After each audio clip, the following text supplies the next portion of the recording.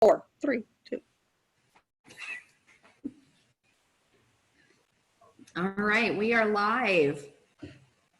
You see our participants. There's a waiting room, so everyone's coming out of the waiting room now. Yes, 27, 31. Hope everyone is doing well. As you come on live to the webinar, open up your chat. Let us know you're here.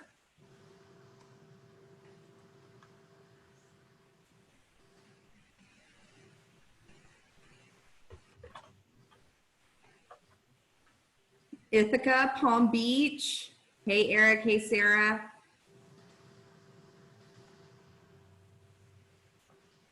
Orlando, Chicago. Robert Bowen from our team at Connect, all the way from Atlanta. Oh, you got 75 in 30 seconds. And it'll keep growing. We'll give everybody a chance to kind of get on the line here.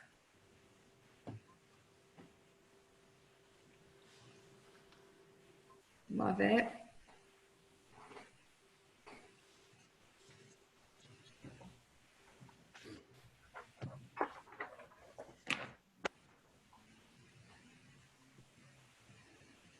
I love seeing where everyone is from. I love hearing from everyone. Miami's in the house.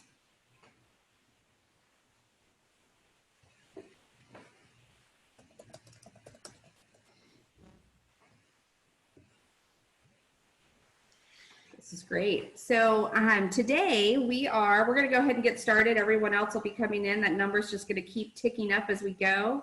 But I know that this is a group that is very excited to talk to all of you. We are thrilled that we can bring an air service development. We can do kind of a sneak peek or a broad look at what we may be facing in the future and what recovery looks like. And at Connect Travel, we couldn't be more thrilled to have these 4 experts with us. And between the 4 of them, the amount of experience they have is staggering, and their knowledge is incredibly impressive. So I'm going to do my best to give them the best introduction possible because their bios are really, really long because they've done so much in their careers. So we're going to narrow it down just a little bit so we can get started. First, I'd like to introduce Kevin Healy. Kevin is with Campbell-Hill, an airline consulting company. He joined in 2011, and by 2017 was the president and CEO. So he is running that, as well as prior to that, he was the senior vice president of marketing and planning at AirTran Airways. What's so unique about that is he started in 1999 and really went through the gamut of all aspects of commercial and strategic planning. And he was in the time frame that they turned that around after 9/11, and was integral in turning that around and then through the sale to Southwest Airlines. So Kevin, thank you very much for being here today. Thanks for having me. Laura Jackson is the Vice President of Air Service Development and Aviation Research at the Denver International Airport. I'm looking at, this is crazy to me. She took her first airplane flight at 2 weeks old. So she's been doing this a while. It was clearly in her blood from the very beginning. She currently oversees aviation research and the air service development for the Denver International Airport. It's the 5th busiest airport in North America and the 16th in the world. What I love about Laura's perspective is she's also a hub airport with United, and Frontier and Southwest have tons of flights that run through that airport. So it'll be really interesting to hear her perspective on how Denver's doing, how the region's doing, and what we can expect from that point of view. Laura, thank you so much for being here. Thanks for having me. Kazue Ishiwata is responsible for the Seattle-Tacoma, I knew I was going to mess that up, Tacoma International Airport. She is the route development and international air service marketing and promotion. She's been with Seattle since 2004 and has worked in with a variety of airlines from ports all over the world. So what I love about Kazue's perspective on this is in Seattle, they work a lot with the Asia Pacific routes. So in addition to all of your other airlines coming in, you'll have a really great perspective on what's going to happen within that market, and how it's going to affect other airlines that specialize in that area. So Kazue, thank you so much for being here. Thank you. And last but certainly not least, my friend Victoria Jaramillo. She is the Senior Director of Air Service Development and Marketing for the Orlando International Airport. She has 28 years of aviation marketing experience in Orlando and Miami, as well as 13 years in the tourism world, like most of our attendees on this call, and economic development experience within the state of Florida. I love the perspective that you're going to bring, Vicki, because we work in tourism and you are in a primary tourism and leisure destination with a variety of flights, both domestic and international, that fill up your airport daily.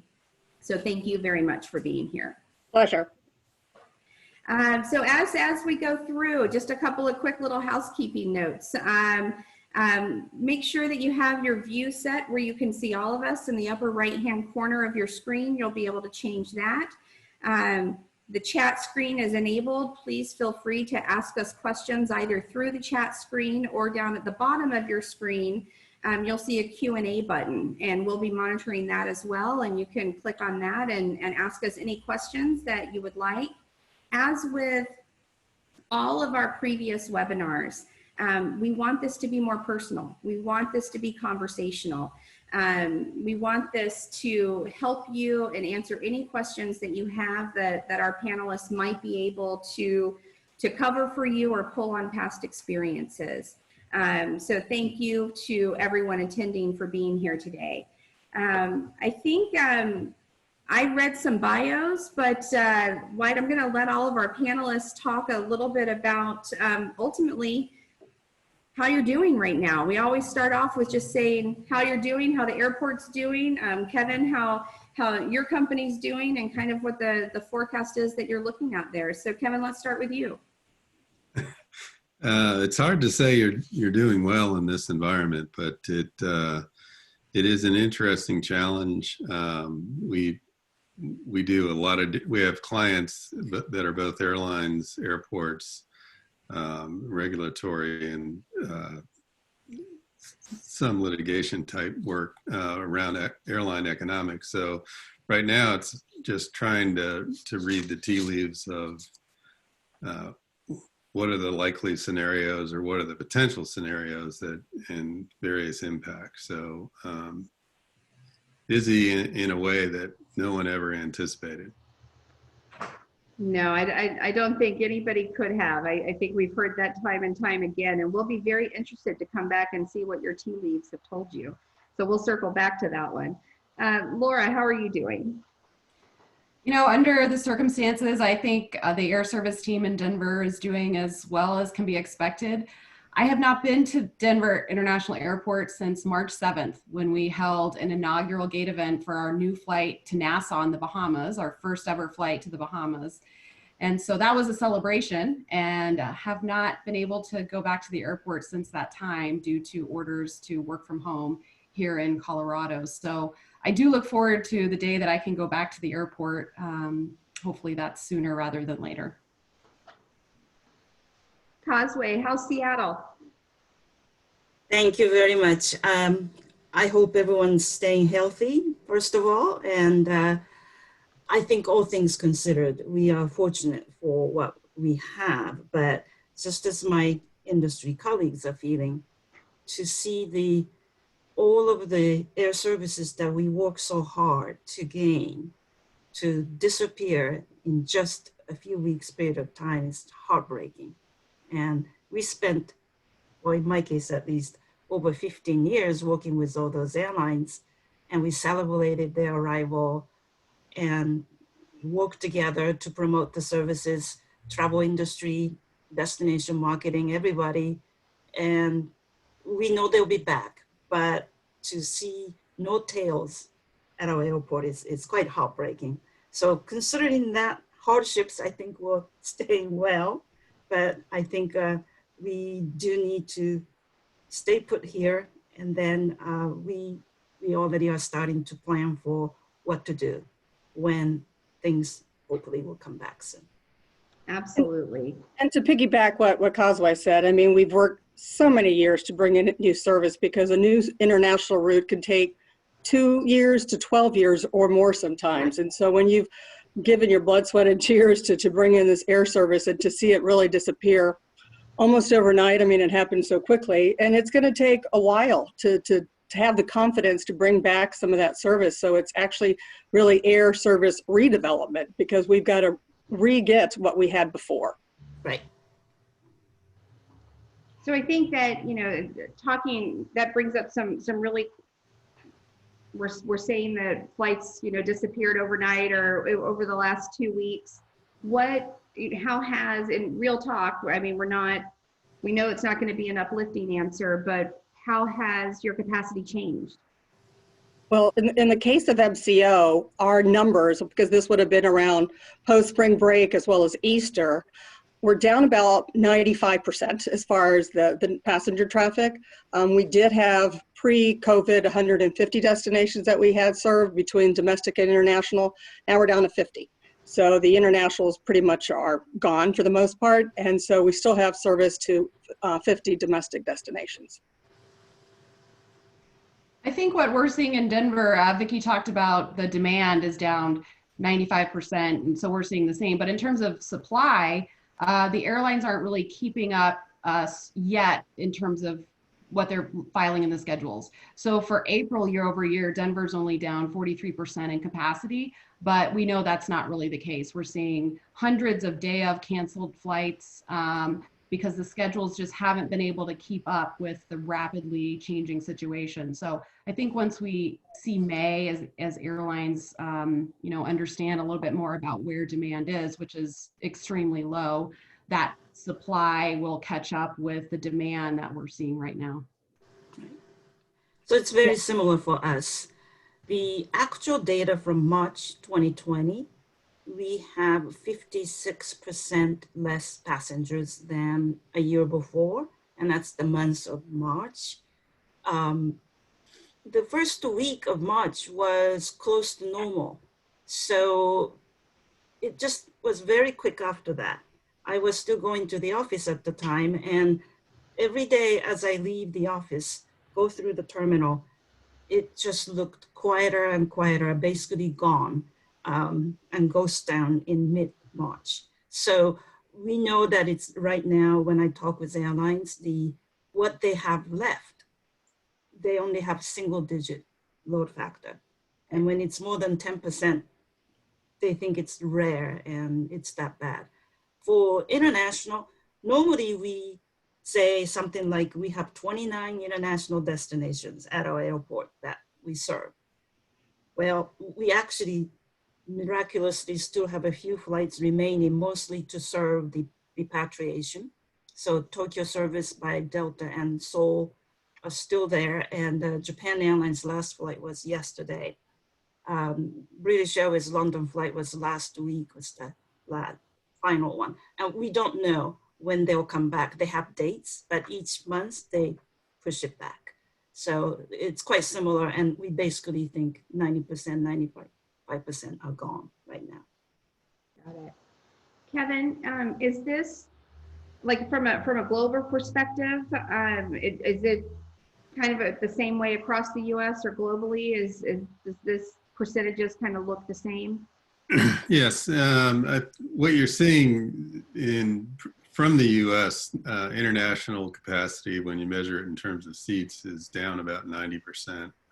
That's unlikely to change anytime soon. Domestic, as Kazue noted, it is kind of hard to tell and measure, and I think Laura said the same thing. Its capacity's been pulled about 60%.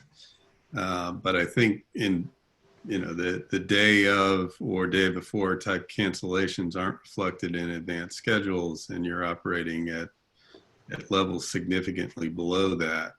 And I think carriers are looking for what is the level that you can get to, and how do you move forward from there. The reality is this sort of situation and these levels of reductions are extraordinarily difficult to deal with because your systems just aren't designed to do it. And when you cancel a flight, the secondary impacts of that kick off processes that you really don't want to do until you get to the final schedule. But, and you bring up a good point that it's difficult to cancel a flight, and other webinars that I've seen or reading, you know, that it is incredibly difficult because you have to take into consideration code shares and, you know, all of the things that go into that. Is it equally as difficult to start a flight? You know, we all want to know the million-dollar question of when flights are going to resume. That's a crystal ball that everyone is looking into right now. But how hard is it for a flight to start up again? Let me start with in pulling down a schedule, the impacts you have to take into account are what's going to happen with crews, where are aircraft going to go, how long can an airplane sit before it triggers different sort of maintenance requirements. And particularly from a crew perspective, the extent that you can keep pilots, mechanics, and others qualified, they have to do a certain amount of service over a designated period. And if they don't, then they have to go through a complete recurrent training to bring them back. And that's the hardest part, is making decisions on a fleet level and then putting that into a schedule that's executable, and being able to rotate aircraft crews and others to keep everyone essentially qualified to operate the airline and do their role in the airline. Bringing it back is tricky now, in that you're not really looking at it from a planning perspective of adding one flight, but how to rebuild the airline as a whole. So adding one flight isn't all that complex when all the systems are designed for incremental change. And this is essentially starting over. Almost a blank slate on determining what the size of your airline is going to be, what your business model, how that's going to change, and region by region where you're going to focus. But being a planner, I tend to start with the fleet. And I think those are the biggest questions that carriers are facing right now, and decisions that have to be made. So does that mean we're going to see certain types of planes go away? When you talk about looking at your fleet, does that mean we'll lose smaller capacity airlines or airplanes, or the 380s that are out there now? Are those going to continue to fly? I think those are the kind of questions that carriers are dealing with, and each carrier will look at it differently. I think part of it will be, to the extent that you may have been in a fleet renewal process anyway, as you're looking at shrinking the airline, some of the older aircraft may be retired and never return to service. The other extreme, an A380 is not that old, but as everyone has made note, those are designed for very high density markets, very high density long haul markets, and that just doesn't exist now and in the foreseeable future. So that's an aircraft that would be way too big. And when you think about, even, if you look at Delta's got some very old aircraft, and they use them in particular ways that if you take the MD-80 out, there's not an immediate substitution that can fly the same missions with that number of seats. So there's a lot of decisions to be made on,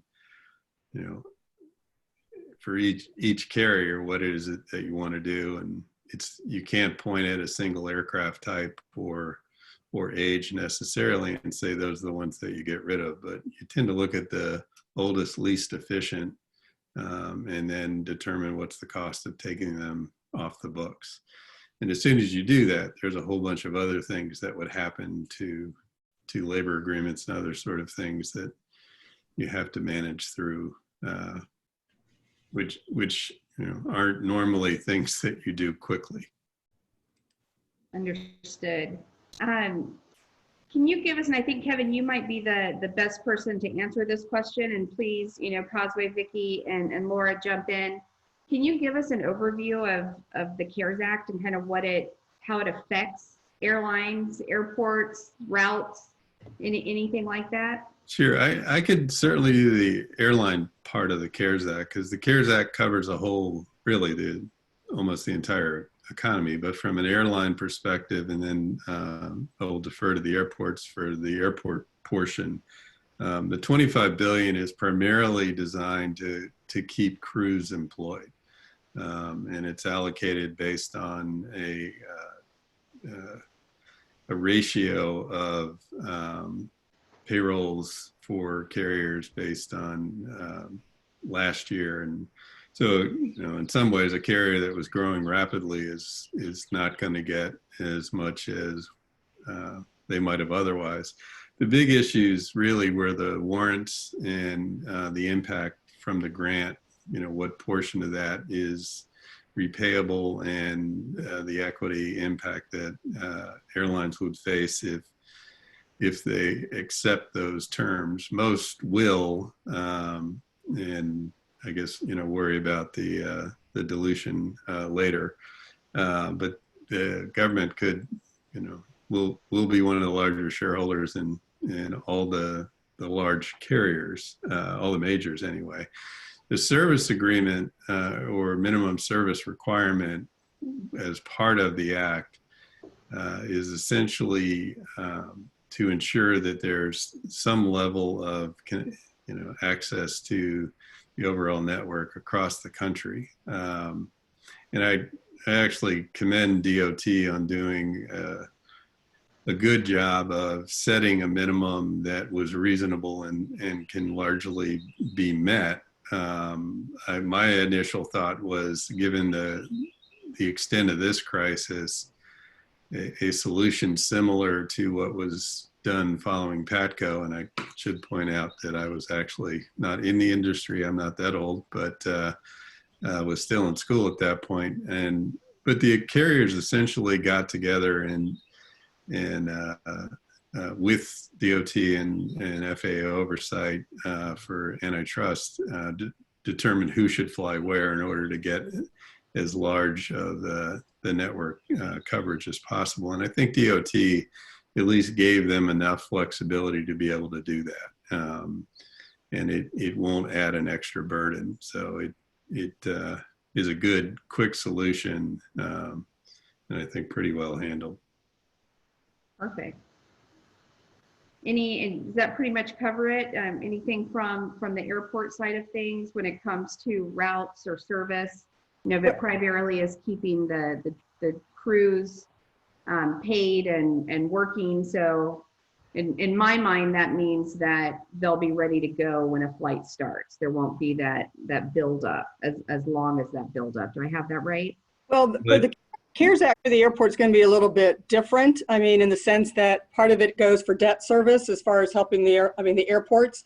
So after 9/11, the airports did not have any sort of assistance. And so really the airports spoke up this time, because obviously the airlines are impacted, but if airlines are impacted, airports are impacted, and all your concessionaires and all your airlines. So it was a good thing that the airports were included this time in this particular CARES Act. Perfect. So let's get out the crystal ball. Some of the questions that we've been asked are, when do you think we might see, we have domestic going, but when do you think we might see some demand coming back? I can tell you that a few of the webinars that I've looked at, and this is data's changing daily, but for domestic, they're saying July or August. That's kind of the median from what I've heard, that you'll see demand kind of creep back up in July and August for domestic. International, they say obviously is going to take a little bit longer. Have you talked to the airlines? What are they saying? I would say, first of all, since we're primarily leisure, I mean, we do have obviously convention traffic, but let's take the big one, which is the tourism piece. Demand for the airlines will grow once the attractions and the tourism infrastructure can demonstrate that they are safe. And so just like the TSA was created after 9/11, and so there's this layer of security, now it's how will we be safe? And so is it safe to go to a theme park? Is it safe to go out in restaurants? That's what we're all kind of working on, because obviously as airports, we're going to be doing something very similar, but they're not going to fly to our airports if they don't have that confidence level in what your community, what your region is doing to make sure that the visitors, the passengers feel safe about coming to your destination. So, we have been in contact with all of our carriers, domestic and international, and it's, they're all waiting. And so we know, for instance, Universal said not before May 31st, and we're still waiting to see when Disney says they're going to reopen, and that will kind of be an effect that once they open, others will follow. But there's nothing really right now we can do to drive that demand until our communities figure out how we're going to make everyone feel safe and healthy. I agree that I think the important part of all of this is that passengers, and us included, must feel comfortable to travel again. And I think basically 9/11, as Vicki said, created a whole new system at our industry, TSA and everything, that didn't exist before. So I am hoping, actually, I think we should have a new safety protocol. And that should be everybody, not just destination or airports, airlines, but overall there has to be a sense of structure and security before people start flying. And airlines only respond to that demand. Airlines are not going to just start flying and hope that people will come back. That would make them lose money. So I think the important thing for us, all of us in this industry, is to start building some sort of safety measures. And I think we're still in the middle of it, so we don't know exactly what it is. But as Vicki mentioned, yes, I think the flights will start coming back. But when do we come back to pre-COVID-19? It's going to be a very, very long time. And specifically for international, I think that entry protocol needs to be stricter, at least for people to feel comfortable. Seattle has a lot of business traffic, and they're actually ready to want to travel, but they still have travel ban in place because they don't feel that it's safe for their employees to travel. And so they're asking, what can we do as airports, OCBP, OCDC, for entry and re-entry, international travel? And just so you know, I looked at our past traffic numbers, and this is not international, this is total traffic, but year 2000 was one of the peak years. And I've been around a long time, so I remember the year 2000, and that was, we were flying high. And actually it took LAX for 13 years to come back to the year 2000 level in terms of number of passengers. And we've done this for West Coast airports. For San Francisco, it was 11 years. Portland was 12 years. Vancouver was 9 years. Seattle just started to build up its tech industry well. It only took us 4 years, but still, I'm saying only 4 years to go back to where it was. And it's similar for financial crisis of 2007 and 8. It basically took us between 3 to 5 years to go back to where it was. So it's going to be a slow buildup to return to where we were. But I think before that, we must work together to come up with some measures to make passengers feel safe, because I'm a passenger myself. I'm not ready to travel. The other issue in terms of, in addition to safety and security, is just the economic ability for people to travel. That's very unknown right now. You know, we all have seen the unemployment numbers coming out every Thursday. Now more than 22 million people have filed for unemployment. We don't know how permanent all of those filings are, but if people and businesses don't have the economic means to travel like they did before, that's also going to be a big impact. So we talked safety and feeling comfortable, cleanliness. I think they all kind of go hand in hand when we're talking about a global pandemic. And maybe Kevin, you can jump in on this. Right now, the airlines are touting cleaner than ever before, and air filters and closing off the middle seat. Are those things that are going to continue? Will that now become normal practice? And the second part of that question for the airports, how does that change your daily activity with cleanliness of the airport, boarding the flights? Anything that you're looking at that you're going to need to feed into that cleanliness and safety message?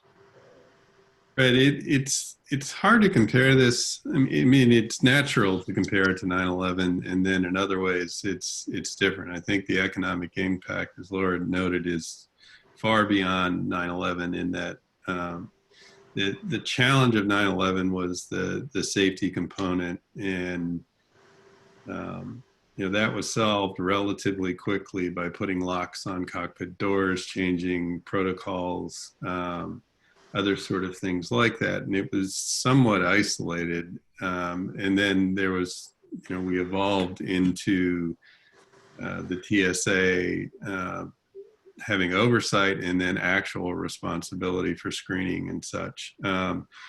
The air filters and air filtration and other cleaning is actually things that existed in advance of COVID. And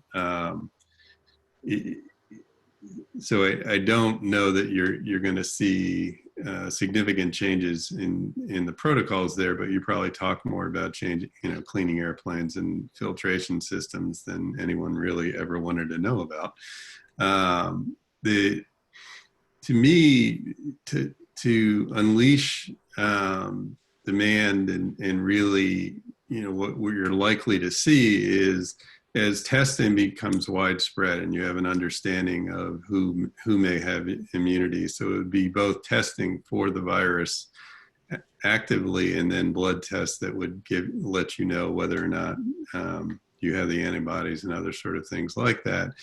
I've seen a couple of different proposals or processes that are developing that could essentially identify and very easily be tied into other kind of screening protocols that we already have that would validate that either crew or passengers or eventually an ability to say that the people that you're going to interact with at an airport, at a theme park, at a hotel or restaurant has some process in place that gives you an assurance. Singapore, for example, the Singapore government is doing something called SG Clean that has a whole protocol in order to get that stamp of approval.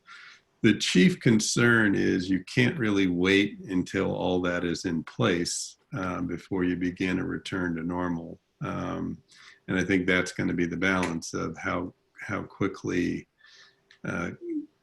and whether or not that becomes a requirement to expand travel, start selling the middle seats, other sort of things like that, because the economics is you can't make money and not sell center seats. So it is tricky. And I think confidence is the issue, both confidence from travelers, which generally comes back faster for leisure than for business. Business is, one of the first things that when you cut your budgets, travel often takes a hit and then, isn't restored until you get around to another budget session.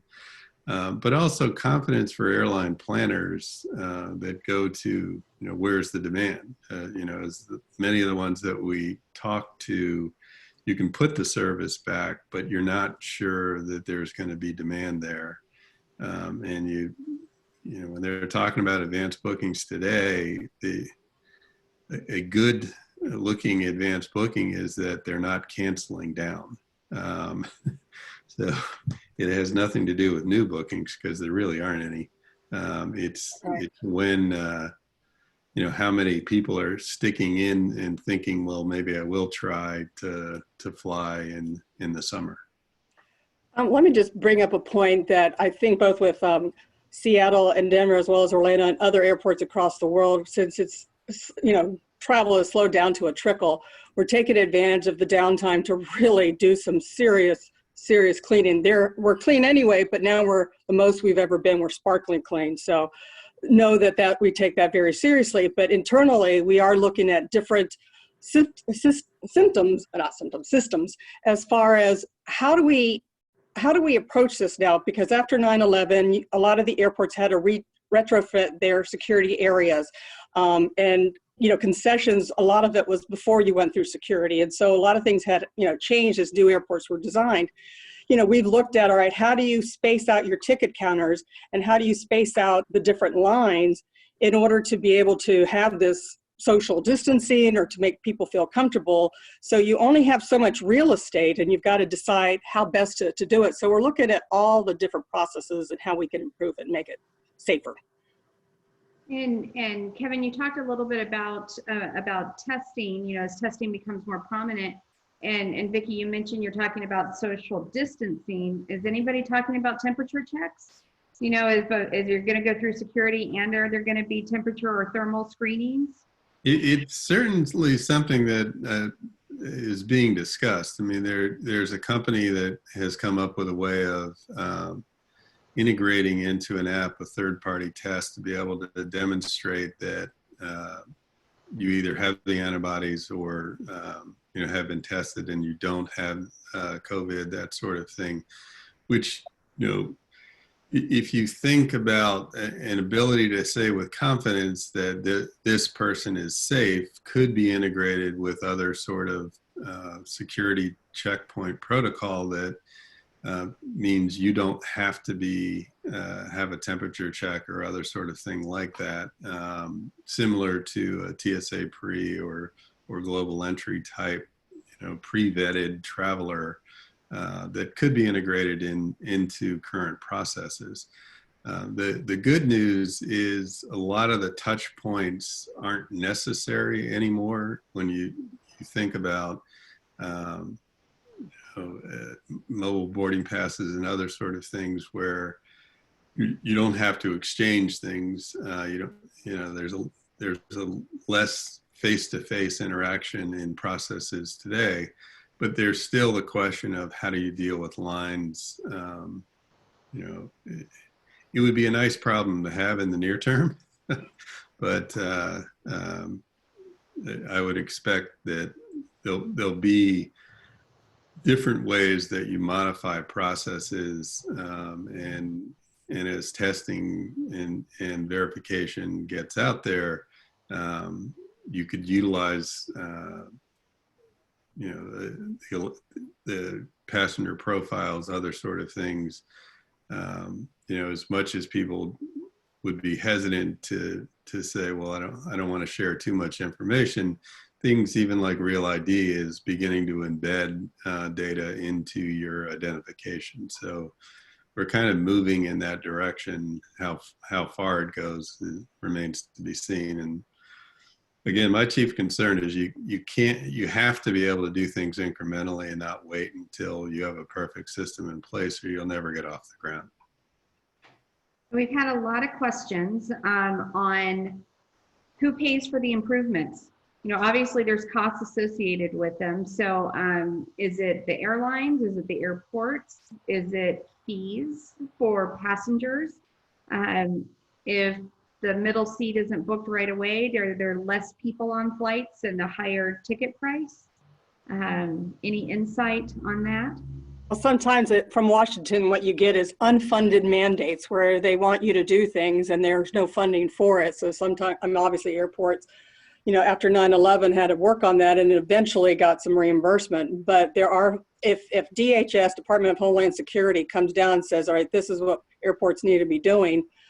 I don't know about Kazue and Denver and Seattle, but it will probably somehow come to the airports to fund that which relates to the airport.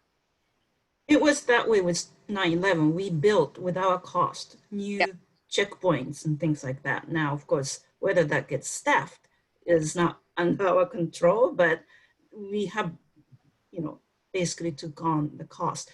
But airlines are doing more cleaning. They may be blocking middle seats, whatever. The cost will be passed on to The consumer. consumers in the end too. So it's not a simple answer. Right. All of the above. Laura just agrees. Yeah.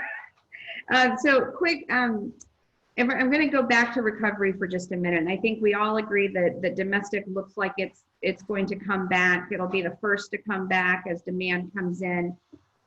Based on past experiences, Kevin, you working with AirTran and ladies, everything at the airports that you've seen, is there a type of carrier that comes out of this better than others? Is it a low-cost carrier? Is it a legacy carrier? That's a better question. Yeah, I really don't think we know at this point. A couple of things. I don't think that demand can simply be stimulated by low fares. I don't think that's just going to drive demand again because of all the issues we just talked about. Some of the low-cost carriers have very dense configurations on their aircraft. And so is that going to be a concern for passengers as they go back to flying again? Do they want more room on airplanes and bigger room in their seats? All of the carrier types have been hit equally. So here in Denver, we have United Airlines hubbing, Southwest, our second largest carrier, Frontier, our hometown carrier with their headquarters here. They've all seen their demand drop by 95% by the same amounts. But they all cater toward different types of passengers. And so it really does depend on which types of passengers come back first. And that also depends on the market. So Denver, we're about 60% leisure, 30% business, and 10% VFR, visiting friends and relatives. So, which types of carriers cater to that demand? And we're also a lot of small businesses. More than 90% of our businesses are small businesses. So are they hit harder than, say, larger corporations that might have more funding to keep them afloat? So I don't know the answer. I think it's, we don't know. I don't know. Maybe Vicki or Kazue know. No, it's pretty much the same. They've got to feel confidence in your destination, whether they're coming for leisure or for business for a convention, that we've taken the steps necessary to make them feel as healthier and safe as possible. And it goes back to, is it the testing? What is it? Is it the temperature reads? That doesn't tell it all because they could be asymptomatic. And so there will be technology that is going to be looking at all of this right now. Comparing again to 9/11 is going into 9/11, carriers were not in as good shape as they were coming into this crisis. But again, this crisis is bigger. But coming out of it, it was a similar sort of focus of you knew you're going to cut capacity.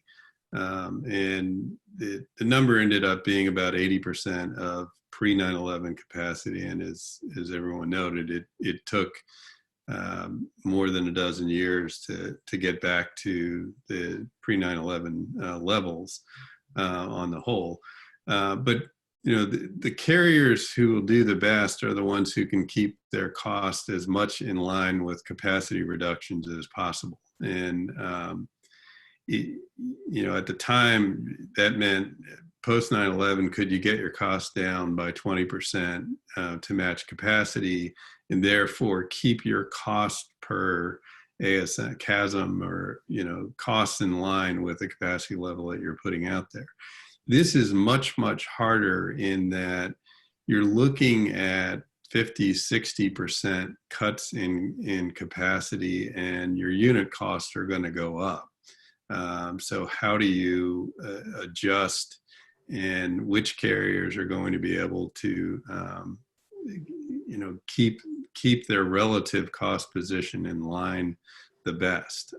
So it's hard to be able to point at one type versus another. The post 9/11, the network carriers tended to focus more on international, which is good at times and bad at others. The other thing to keep in mind is following 9/11, you saw a significant restructuring financially and consolidation through bankruptcy processes and mergers and other sort of things. So it certainly is possible that you'd see additional consolidation in the industry and some potential restructurings again through the bankruptcy process. And that actually was one of the questions up there was, would we see consolidation? But the second part of that question is, everyone on this call are frequent flyers.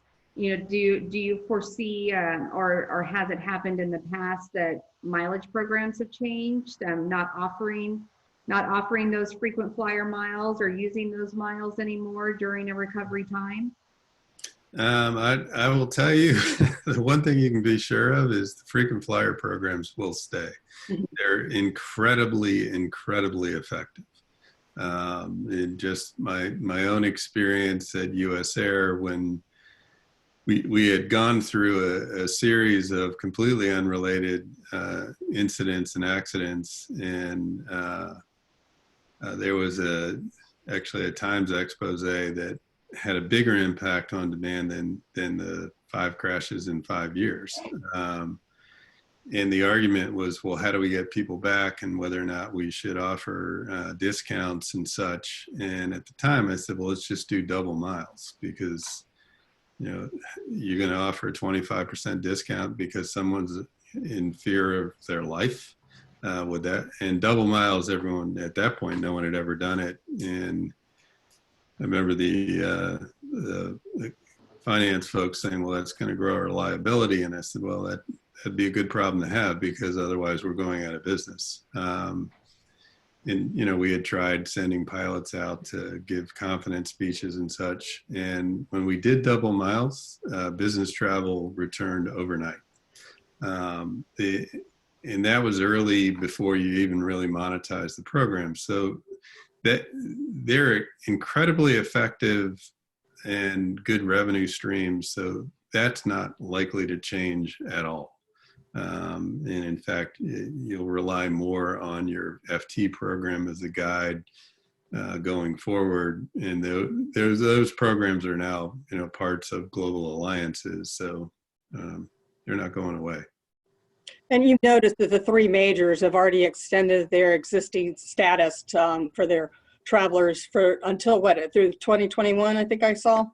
Yeah. Right. So they want to keep those. Yeah. They want to keep those travelers when travel does return. Perfect. And I think for airlines, actually, the mileage program is a cost center of its own, and it's very profitable with credit card partnership and everything. So that will stay. Now, of course, some of the small elements might change, but as Vicki says, that the fact that they're extending the status means that it has an impact for their marketing efforts. An interesting aside on the FT programs is one of the conditions of the CARES Act for the loans, not the grant, is they do require some degree of collateral, but the Treasury is getting rather creative in saying that you can use your FT program as collateral, which sort of defies conventional accounting standards, but it does at least recognize the value. I think everybody's happy to hear that. So we are obviously an industry that is in this together. We're all going to recover together. How can we help? I know all of the airports have worked with their local, regional, and state offices and marketing prior to this. We did this when I was at Visit Florida and when I was at Visit Tampa Bay on a local level. What kind of joint marketing, joint messaging, how is it that all of our attendees, whether they're attractions or hotels or DMOs, how can we help you? I can certainly jump into that one, and I think confidence is the word. Yes. There's no normal guide to say, well, yeah, there's demonstrated demand, and these flights should come back faster than others, or let's concentrate on a certain part of an airline's network. I think communities now, as far as travel is concerned, are going to need to work together to give confidence both to potential consumers and carriers who are planning. So if an airline is looking at and deciding what level of capacity to restore in a market, having the confidence that there is an integrated plan with the airport and the destination marketing groups and the chambers and others that is going to give consumers the confidence to create demand. That will be vitally important in that decision-making process. Both, I'm talking from the Orlando side, we work closely with both DMOs, both with Experience Kissimmee and Visit Orlando. And, once for us, the theme parks reopen, they have advertising plans to basically get out there and blanket. Now, we do know, and I would imagine the same for the other airports on here, is that the drive demand or the drive market is going to come back first before the airline market, but they will continue to be out there to kind of position the destination. We continue to have calls with them every week or every other week, because part of it is we need to be able to know what is opening, what is going on in the community in order to share that with the airline planners. I know it's been something that we've heard over and over everywhere around the world is we're in this together, and we are. And so we have to make sure that our partners are in this with us as far as our community DMOs, as well as on the airline planning side. In some respects, we're starting from completely zero in terms of data and trends. And so we have to build that together with our partners. And so we have very good partners at Visit Denver, the Colorado Tourism Office, and across the state of Colorado. And so leveraging resources that we individually have at this time to study these new trends and communicating, with each other is really important. And so those relationships that we've forged over the past few years where we've been celebrating inaugural flights, well, we'll just be working a little bit differently together now. Yes, I agree. And I think in our case, we are actually starting conversation with business travel managers, just so we hear from them about what they look for in terms of the sense of security and comfort that they would like to see at the airport or airlines, or re-entry from other countries, whether it be temperature check, which, by the way, I've gone through that more than once when I traveled to Hong Kong or Singapore. And it's not that invasive. It's just a beam toward your head, and that's all it takes. So it's not that difficult to do. But anyways, I think the key is it's very painful now, but traffic will come back at some point. And it's very important for us to hear from everybody in the travel industry about what it takes to make the comeback more palatable to all of the passengers, and from our own standpoint of what we will feel more comfortable to travel again.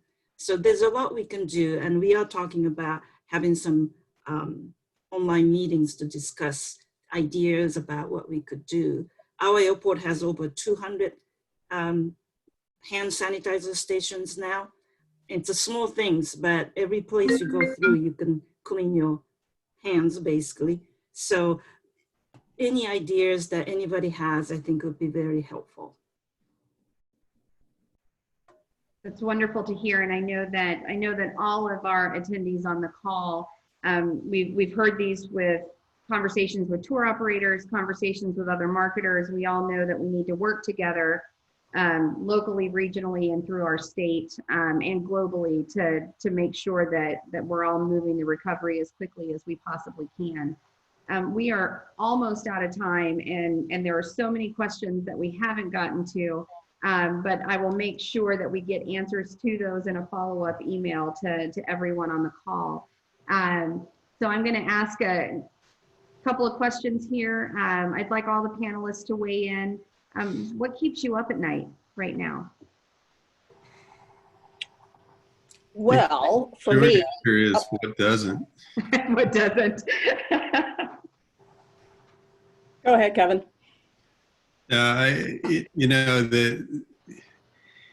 It's hard to get your arms around just how bad this is going to be. I mean, when you think about the CARES Act and the relief bill and what that's doing, and the small business loans and other sort of things that are short-term measures to keep unemployment down with the hopes that this can turn quicker. The hardest thing to forecast right now is when the recovery, not just when the recovery begins, but what is that curve going to look like? And how quickly can you get back to something that is moving towards normal? So a slow recovery will have its own impact that will take years to come back from. Vicki, what keeps you up at night? I'd say the last few nights I didn't sleep because I was waiting on my husband's result if he had tested positive or not. And so we were in separate parts of the house. So I'm pleased to know that he tested negative. So that was one personal thing that kept me up. That's amazing. You should be sleeping well now. Yes, last night was the first night. But I'd say it's just that fear of the unknown of how long this is going to take, how long is it going to last, what will be the new normal, because there will be a new normal. We just don't know what that is, and how will all of our responsibilities and what we do change to, the new reality of what this world is about. So I agree. We've been working on projections of what the year end 2020 would look like. And we have a worst case scenario to something less worse, the worst case scenario. Unfortunately, the worst case scenario kept changing to the worst. So the unknown is really the tough part of all. We actually are looking at potential W curve. We are definitely not expecting V curve return. That's just not realistic. We hope it's not L and stay bad. We think it'll come back a little bit, but we are actually thinking that perhaps there'll be another return of more infections when the winter comes back in this part of the hemisphere. And October, November, we may hear more cases somewhere else, and then people stop traveling again. So that's the kind of things that we worry about. It's unknown, but what we thought we knew as the worst case scenario became worse. So it's very discouraging. But I still believe that we will eventually come back. So there's a lot of work for us to do. Laura? Yes, very similar. I think, when I go to bed at night and I think that was the worst day, this is the worst it can be. The next day you wake up and there's even more bad news. Yesterday was the lowest number of people we had through our checkpoints ever. And I thought maybe we had already passed that lowest point, but no, yesterday was even lower. So yeah, it's just very challenging. And I think it's the unknown, so much unknown and uncertainty that, makes it difficult. So, but we have all of our, friends throughout the industry that we've worked with over many years at airports, at airlines, at DMOs, so I think we're all really committed to working together. And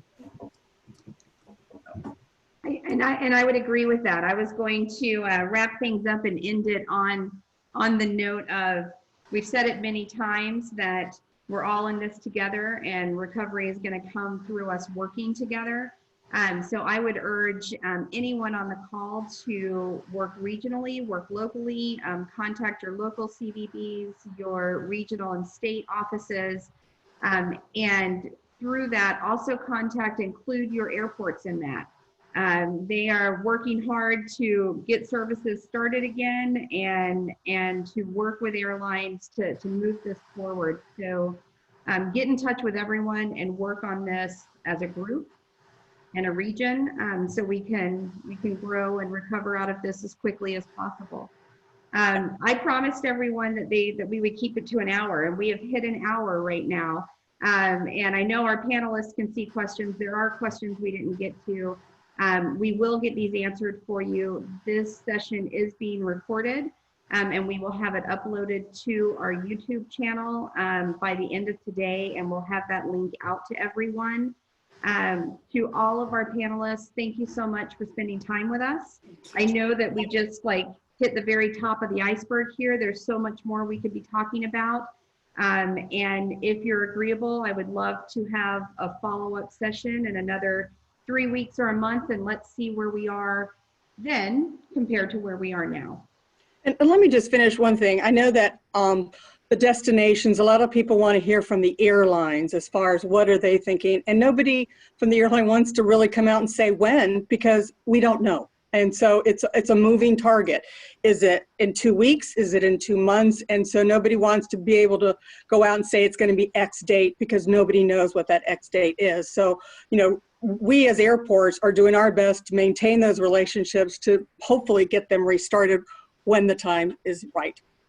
One thing I would add to that, Vicki, is that from a capacity perspective and talking about that, well, normally planners and some more than others will wax poetic about future plans. Right now, that's material, and they may not be able to talk about it until it's public, because that would be a disclosure, Right. disclosable event.